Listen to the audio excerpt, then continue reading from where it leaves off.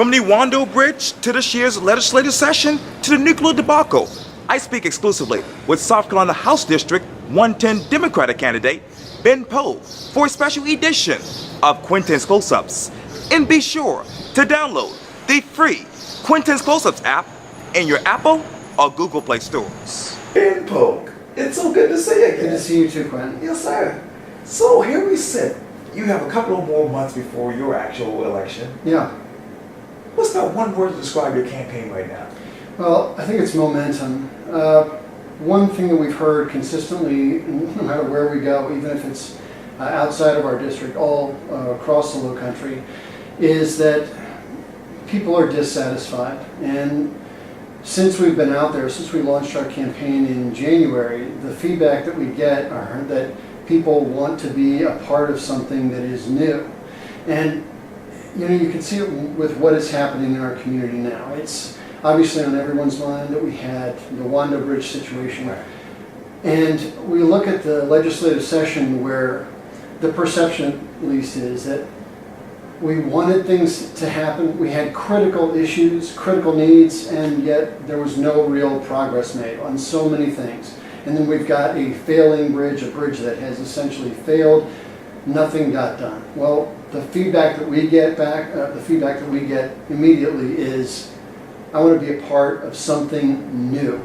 And in District 110, I think a lot of that is having someone new from a different perspective and a different political perspective who can hopefully make some change. And you get change when you hold the folks up in Columbia accountable and you let them know that it's not okay and that when things don't get done, there's a change that voters can make. Matter of fact, let me take you to some developing news. And this is the headline for the Post story just today. South Carolina Republicans prepare last-ditch effort, that is, to save the federal nuclear project. What are Democrats doing to save this particular project as well?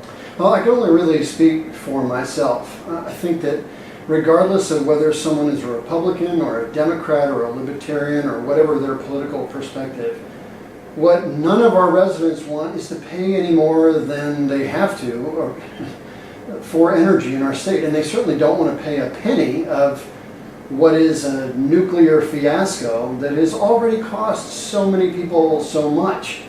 So to me, it doesn't really matter what side of the aisle you're on, whether you're a Republican or Democrat.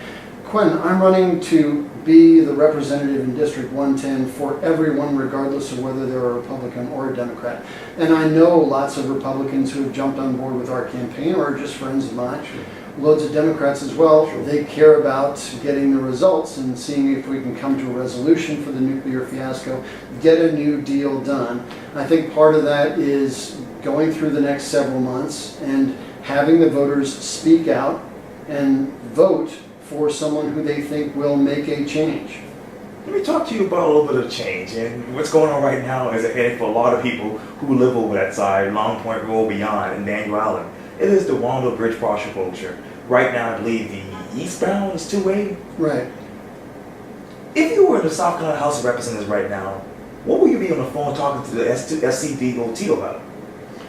Well, getting the SCDOT mobilized, and it's not just what's happening now, to mitigate the effects. And I think that Mayor Haney has done as best he can to mitigate those effects. I think having traffic in each lane is great.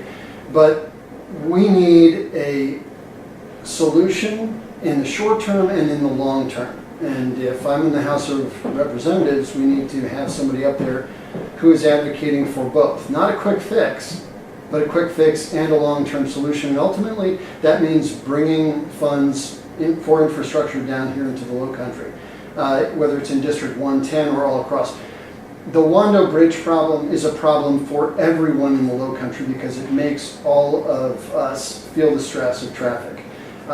So what are we getting on the phone about? We're getting on the phone about good repairs that we can trust, a plan that we can look out into the future and be confident in that our bridge is not going to fail again. And I'm getting on the phone to let voters know that this is in their hands to make a change to the system so that folks here in Charleston start getting the respect from the rest of the state that they have needed for such a long time. But that doesn't come when you can take a district like 110 for granted. We need to have legislators that are accountable to their constituents all over the place. And part of that accountability is being able to vote somebody new into office. When you do that, when legislators know that their job is on the line, then legislators from all over the state look out for each other a little bit more and look out for their constituents more. That's what we need. What is the future of the Wando Bridge in your mind? Well, I hope that ultimately it is not a patch, but that it is a either genuine, long-standing repair, which I don't know whether it's possible, and I'm not an engineer. But ultimately, I think it's going to have to be a new bridge.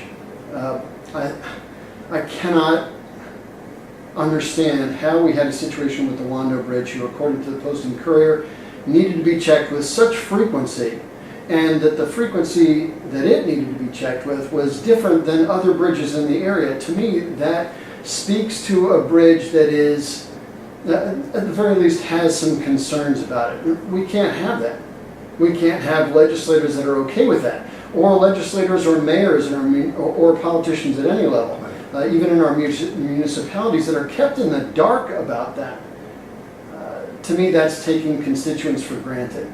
That's taking residents, ratepayers, if it's the nuclear fiasco, travelers on the road, taking each one of those categories of people for granted. You can't do that when somebody's safety is on the line. And people's safety was on the line here. I gotta ask the tough question again. You know, people ask all the time, follow the money. Where's the money? Where's the infrastructure for another bridge like this? Yeah, well, there are several sources. I think that one of the things that Mr. Cogswell advocated for, which I agree with him on, is that a gas tax is, and I don't want to speak for him, but I think a gas tax is a good idea. We have to have tax revenue. We've also got plenty of sources for tax revenue that we're not really getting as much as we need for. So gas tax is one of those areas where we've got an exception. Well, we need to reduce those exceptions, and we need to bring in that tax money that is just waiting there, waiting for us there. So which exceptions do we maintain and which exceptions don't we maintain? I think that we ought to err on the side of getting rid of the exceptions so that we can get that money in. And I think that's overall a fairer result across the board to constituents all over the state. And let me go back to the legislative session, which you just touched on briefly. And this is the headline from the Post and Courier editorial. It reads this: legislative session ends with a whimper. And I know that you said that there's a lot of things that still need to get done. Yeah. What are those things in your mind? Gosh, where do we start? We've got, in our state, we have an educational crisis. We have gun safety laws that we need to take a very close look at. We've got safety in schools, which is a national issue. Specifically here in the Low Country, what I hear from constituents over and over again, especially in Mount Pleasant and downtown Charleston, are the issues of keeping bad development in check, or stopping bad development, and doing something about our infrastructure supporting our protection from flooding. You know, it's, as somebody who volunteered after Katrina and Rita, the situation, and who talked to folks from New Orleans meteorologists at conferences before Katrina hit, I can tell you it was so disheartening for those folks who worked as meteorologists down there, weathermen down there, to have warned the state time and time again that we are in a hurricane-prone area. We've got rising floodwaters, nothing's being done about it. Well, our legislature has the capacity to make some headway there. Our legislature has the capacity to make some headway in terms of putting funding where it needs to go to prevent things like the Wando Bridge failure. Our legislature has the capacity to make real strides in education, which they're trying to do on some levels. Charleston County School Board has done a good job there. We've got so many of these issues. We've got the nuclear fiasco that we need to remedy and find a path forward on. But I think with the representation currently the way we have it, if we don't make changes, Quintin, we're going to end up with the same situation, the stalled situation where each legislative session comes and going with legislators saying we made some headway, but no real results that are tangible for the people who live here in your neighborhood, in my neighborhood, in our communities. We need to change that. Rather than throwing up our arms and saying the entire Constitution is wrong, we should change it, which is just something that's not going to happen anytime soon. We should work on changing the system we've got by allowing voters to have their voice heard and respecting the wishes of the voters as well. Ben Pogue, thank you so much for your time. I really, really appreciate this. Thanks, Quinn. Thank you.